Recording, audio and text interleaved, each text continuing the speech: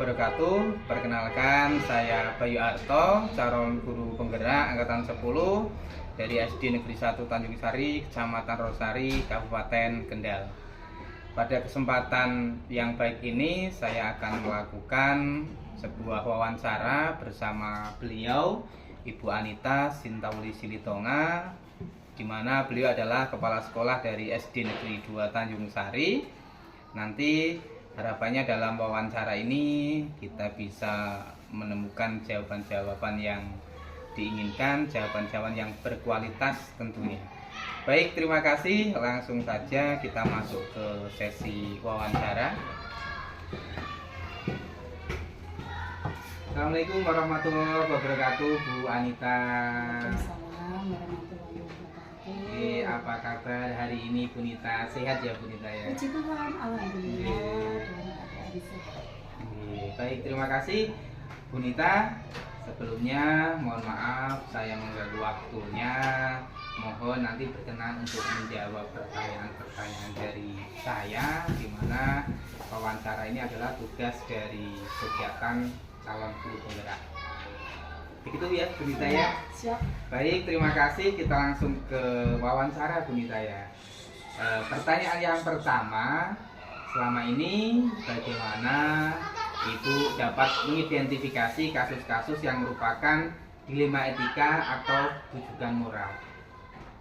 Oke, nah jika misalnya yang saya alami dan sudah kami lakukan berkali-kali untuk mengatasi kasus-kasus yang ada di sekolah itu, biasanya jika ada pengaduan dari wali murid, nah akhirnya kita cross check kepada wali kelasnya apakah memang benar seperti itu, dan anak yang bersangkutan kesehariannya seperti apa, terus background orang tuanya seperti apa, sehingga kita bisa membantu orang tua dan gurunya dalam memecahkan masalah yang ada pada siswa itu.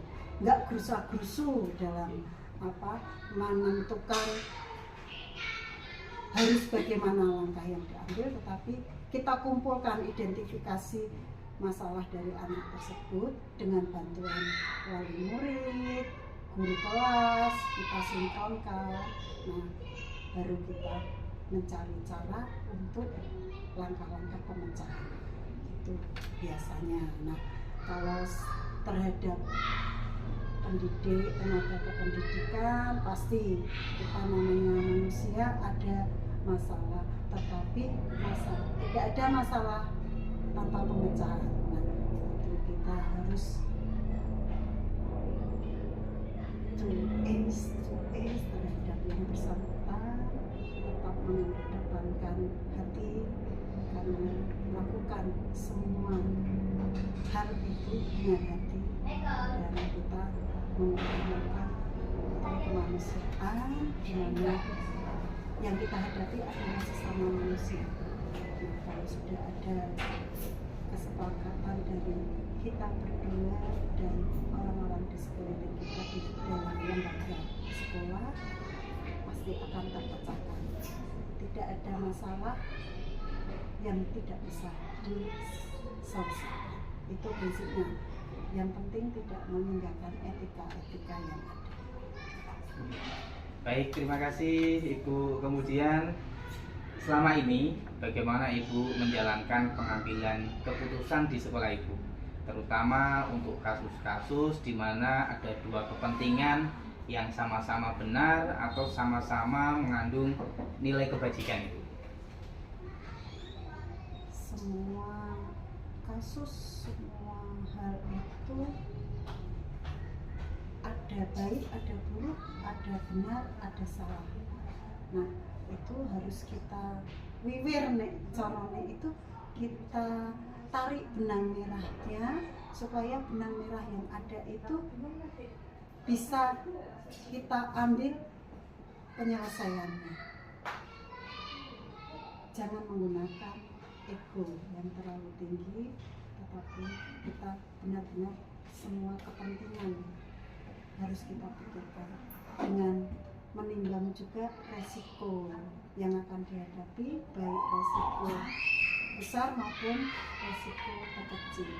Nah, keputusan tetap harus diambil, harus mengedepankan etika, harus mengedepankan kepentingan bersama untuk mengambil jawaban permasalahan dengan benar. Nah, itulah kita juga harus pandai-pandai untuk memberi keputusan, mantapkan itu dengan resiko yang terkecil itu yang kita pilih. Iya, baik, terima kasih Bu Nita. Oke. Lanjut pertanyaan berikutnya ya Bu ya. Nah, langkah-langkah atau prosedur seperti apa yang biasa Ibu lakukan selama ini? Yang saya lakukan tetap komunikasi, itu yang utama. Tanpa komunikasi semua hal tidak akan bisa diselesaikan. Komunikasi dengan jujur, komunikasi dengan berbagai pertimbangan, dengan berbagai pihak, keputusan tetap keputusan bersama, tetapi tidak meninggalkan rasa. Utamakan baik semuanya, walaupun tidak bisa memuaskan semuanya. Iya, baik. Kemudian hal apa saja yang selama ini Ibu anggap efektif dalam pengambilan keputusan pada kasus-kasus dilema etika? Kalau kasus dilema etika itu memang sebaiknya begitu ada kasus kita selesaikan, tidak kita tunda-tunda. Itu yang saya lakukan, baik kasus yang terjadi antar siswa, antar guru, wali murid dengan siswa yang bersangkutan ikut cawe-cawe, semuanya itu harus kita selesaikan saat itu juga. Nah, harus melibatkan pihak-pihak yang bersangkutan, kita hadirkan, terus kita ambil penyelesaian tanpa menyakiti salah satunya. Intinya juga kejujuran, keterbukaan, pemikiran yang matang untuk menerima semua keputusan. Itu sih untuk menyelesaikan kasus dilema etika, karena menjaga hati itu lebih utama. Oke. Baik. Kemudian hal-hal apa saja yang selama ini merupakan tantangan bagi Ibu dalam pengambilan keputusan pada kasus-kasus dilema etika ini? Kalau kasus-kasus dilema etika, saya kasih contoh yang agak-agak riskan dan terjadi terus-menerus bertahun-tahun, di mana kita menghadapi rekan-rekan kerja yang honorer, di mana bukan rahasia umum ya, itu kita memberikan honor itu sangat-sangat di bawah UMR lah. Apalagi jika ini saya bicara dari hati, jika yang honorer itu seorang kepala keluarga, terus mempunyai anak, istri, itu sebenarnya saya sebagai kepala sekolah punya tekanan tersendiri.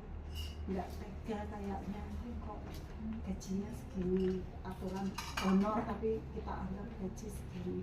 Nah, itu dengan berbagai pertimbangan, karena memang dana pos memang tidak bisa sepenuhnya untuk membayar UMR honorer.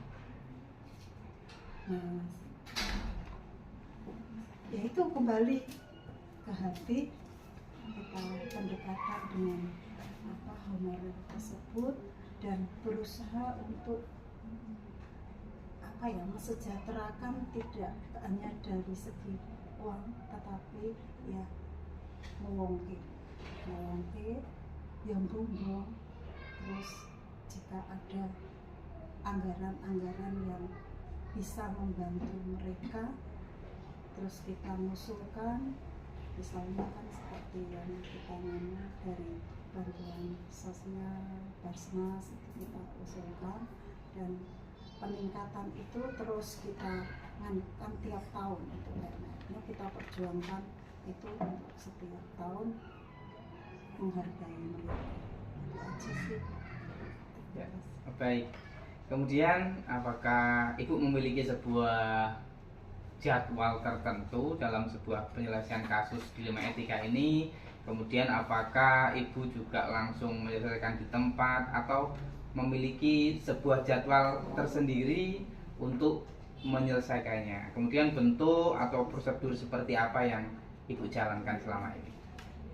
Kalau jadwal tertentu nggak ada, cuma memang setiap ada kasus harus kita selesaikan dengan mengundang yang bermasalah dan kita berusaha untuk menyelesaikan saat itu juga. Langkah-langkahnya tetap harus identifikasi masalah, terus secara terbuka, jujur, itu mendudukkan permasalahan itu pada tempatnya masing-masing. Terus memutuskannya juga tidak bisa sembarangan, memilih, memutuskan mau tidak mau dengan apapun resikonya, tapi usahakan dengan resiko yang paling sedikit atau paling kecil. Iya. Kemudian adakah seseorang atau mungkin faktor-faktor apa yang selama ini bisa mempermudah atau membantu Ibu dalam pengambilan keputusan di kasus-kasus untuk dilema etika ini?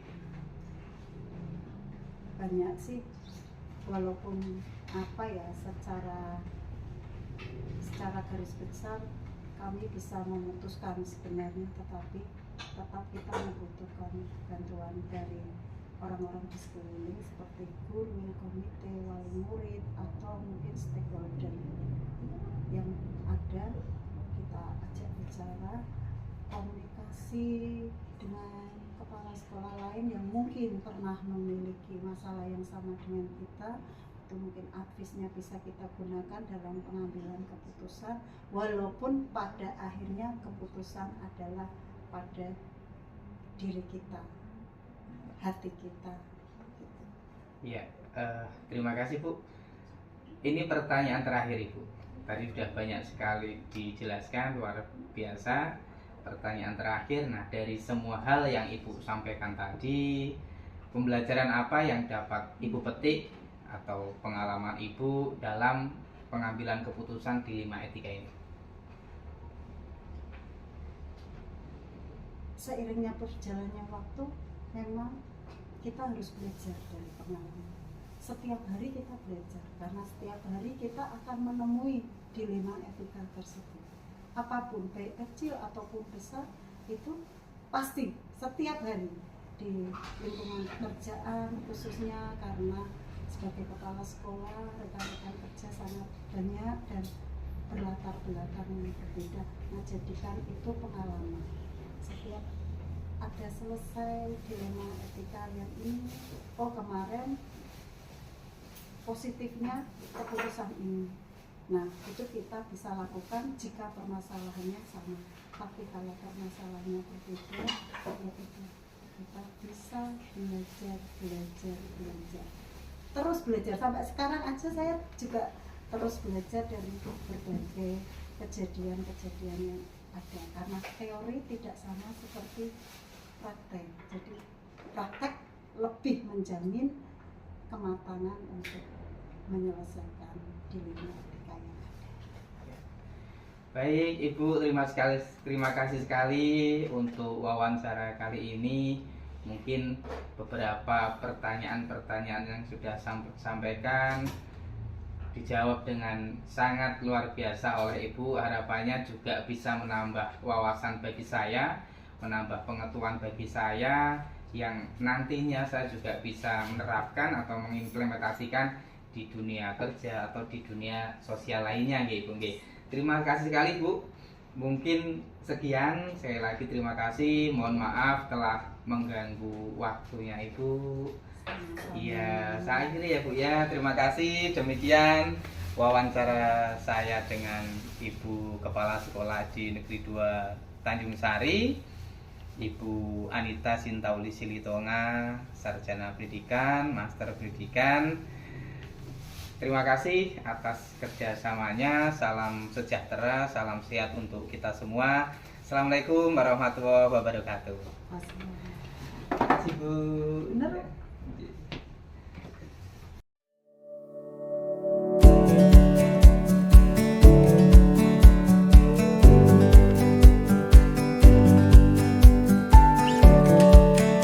Assalamualaikum warahmatullahi wabarakatuh. Salam sejahtera untuk kita semua. Perkenalkan, saya Bayu Arto, calon guru penggerak angkatan 10 dari SD Negeri 1 Tanjung Sari, Kecamatan Rosari, Kabupaten Kendal. Dalam kesempatan ini saya akan melakukan wawancara dengan konteks pengambilan keputusan dalam dilema etika bersama beliau Bapak Kepala Sekolah Bapak Rasmujo Sarjana Pendidikan. Harapannya nanti pada saat wawancara bisa berjalan dengan lancar dan bisa menemukan jawaban-jawaban dari beliau Bapak Kepala Sekolah sesuai dengan jawaban yang berkualitas. Baik, terima kasih. Kita langsung ke sesi wawancara. Selamat siang Bapak. Selamat siang Mas Bayu. Apa kabar hari ini Bapak? Sehat Bapak? Alhamdulillah baik, sehat. Terima kasih Bapak atas kesempatannya, atas waktunya. Izinkan saya melakukan wawancara, menanyakan beberapa hal, beberapa pertanyaan berkaitan dengan pengambilan keputusan berbasis dilema etika. Terima kasih Bapak. Langsung ke pertanyaan yang pertama. Selama ini bagaimana Bapak dalam mengidentifikasi kasus-kasus yang merupakan dilema etika atau rujukan moral? Baik Mas Bayu. Jadi saya selaku kepala sekolah atau menjadi pemimpin di satuan pendidikan itu pasti akan dihadapkan dengan berbagai permasalahan, baik itu yang sulit atau yang sederhana, bahkan yang sangat sulit untuk diputuskan. Namun kita harus mengambil keputusan dengan cepat dan tepat. Meskipun begitu kita tidak bisa serta-merta langsung memutuskan hal tersebut. Jadi tetap mendengarkan dari berbagai masukan-masukan dari dewan-dewan. Baik, terima kasih Bapak. Kemudian selanjutnya, selama ini bagaimana Bapak menjalankan pengambilan keputusan di sekolah yang Bapak pimpin ini, terutama untuk kasus-kasus di mana ada dua kepentingan yang sama-sama benar atau sama-sama mengandung nilai kebajikan? Ya, baik. Jadi dari saya itu tetap harus melihat situasi dari berbagai sisi. Itu biasanya saya meminta masukan dari segenap jajaran Dewan Guru. Setelah mendengar dari berbagai masukan, baru saya akan mengambil hal yang terbaik untuk suatu keputusan itu. Yang meskipun tidak mungkin kita dapat memuaskan semua pihak. Jadi apabila dihadapkan dengan dua kepentingan dan sama-sama benar, saya akan mengambil keputusan sesuai dengan aturan dan biasanya disepakati di dalam rapat Dewan Guru. Baik, terima kasih Bapak. Kemudian langkah-langkahnya atau prosedur seperti apa yang biasa selama ini Bapak lakukan? Ya. Jadi saya akan mencoba memahami kasus yang terjadi. Kemudian mengumpulkan Dewan Guru untuk mengadakan rapat bersama. Apabila tidak sesuai dan tidak memuaskan keputusan bersama, maka dilakukan voting. Nah, jadi dengan hal itu keputusan diambil dengan keputusan bersama, maka dilakukan voting dan dengan catatan dilaksanakan dengan penuh tanggung jawab setelah sesuai hal yang disepakati. Baik, terima kasih Bapak. Kemudian hal-hal apa saja yang selama ini Bapak anggap efektif dalam pengambilan keputusan pada kasus-kasus dilema etika? Baik. Jadi itu yang jelas harus sesuai dengan prosedur. Jadi langkahnya juga jangan sampai salah. Saya mencoba bermusyawarah agar menghasilkan keputusan yang efektif, sebenarnya saya sangat suka jika melibatkan semua orang tua atau wali murid. Cuma sebelumnya apabila terlalu dalam pengambilan masalah terlalu banyak masukan, itu kadang-kadang membutuhkan waktu yang lama dalam pengambilan keputusan. Maka sudah cukup diwakili oleh Dewan Guru dan komite sekolah sebagai wakil dari wali murid. Baik, hal-hal apa saja yang selama ini menjadi sebuah tantangan dalam pengambilan keputusan pada kasus-kasus dilema etika tersebut? Baik. Jadi untuk tantangan yang bersifat personal itu apabila saya sebagai kepala sekolah dihadapkan dengan mayoritas keinginan guru-guru yang berbeda-beda dengan harapan atau keinginan saya itu dapat terakomodir. Baik, pertanyaan selanjutnya Bapak, apakah Bapak memiliki sebuah jadwal tertentu dalam sebuah penyelesaian kasus? Apakah Bapak juga langsung menyelesaikan di tempat atau memiliki seperti jadwal untuk menyelesaikannya? Nah, bentuk atau prosedur seperti apa yang mungkin Bapak jalankan? Oh, kalau itu tidak ada ya, jadi tidak ada jadwal tertentu. Pokoknya buat saya segala hal yang harus tuntas dan kalau bisa diselesaikan secepatnya. Meskipun begitu tergantung dari rintangan atau beratnya suatu kasus atau permasalahan tersebut. Baik, kemudian adakah seseorang atau faktor-faktor apa yang selama ini mempermudah atau membantu Bapak dalam pengambilan keputusan dalam kasus dilema etika ini? Ya, itu tentu saja dukungan keluarga dan tim sekolah yang senantiasa mendukung dalam setiap pengambilan keputusan terkait penyelesaian kasus-kasus yang ada. Baik, nah pertanyaan yang terakhir ini Bapak. Dari semua hal yang telah disampaikan Bapak tadi, pembelajaran apa yang dapat Bapak petik dari pengalaman Bapak dalam mengambil keputusan berbasis dilema etika ini Bapak? Baik. Jadi saya sangat-sangat belajar banyak setelah sekian lama menjadi kepala sekolah. Tentu saya tidak bisa disamakan pengalaman kita dengan sekolah sebelumnya, dengan kondisi sekolah yang berbeda, dengan karakter yang berbeda pula. Jadi intinya butuh pendekatan tertentu untuk menyelesaikan sebuah permasalahan. Baik, Bapak luar biasa sekali nih. Jawaban-jawaban dari Bapak sangat luar biasa sekali. Terima kasih Bapak. Wawancara kali ini sudah cukup. Saya berterima kasih sekali atas waktu yang diberikan. Harapannya ini nanti akan menjadikan tambahan ilmu juga buat saya dalam menyelesaikan kasus-kasus dilema etika. Baik Bapak, terima kasih. Mungkin cukup sekian. Sekali lagi terima kasih. Selamat beraktivitas lagi. Saya akhiri, assalamualaikum warahmatullahi wabarakatuh. Terima kasih pula. Semoga sukses. Oke, amin amin amin.